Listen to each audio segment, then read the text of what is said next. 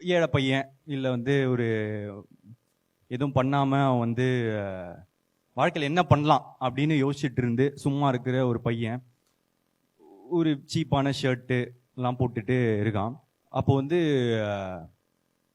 என்னடா இது, என்ன சட்டை இது, இன்னும் நல்லா உழைச்சன்னா இன்னும் கொஞ்சம் வந்து காஸ்ட்லியான சட்டைலாம் போடலாம்ல, போய் எதாவது வந்து வேலை பாடுறா அந்த மாதிரி சொல்கிறான். அவனும் ரொம்ப கஷ்டப்பட்டு வந்து வேலை செஞ்சு ஒரு காஸ்ட்லியான ஷர்ட்டை வந்து போட்டு இப்படி சுற்றுறான்.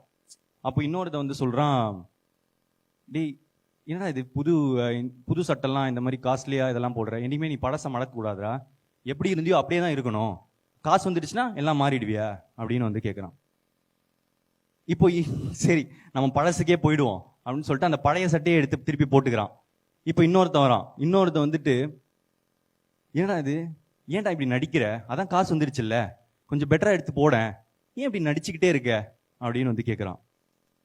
சரி பேசாம நம்ம வந்து ஒயிட் அண்ட் ஒயிட்ல போயிடுவோம், சிம்பிள் அப்படின்னு சொல்லிட்டு ஒயிட் அண்ட் ஒயிட்ல போறான். ஒயிட் அண்ட் ஒயிட்ல போனா, டேய் வயசுக்கு தகுந்த மாதிரி எடுத்துக்கடா, ஏன்டா இந்த மாதிரி வந்து பெரிய மனுஷன் மாதிரி நடந்துக்கிற அப்படின்றாங்க.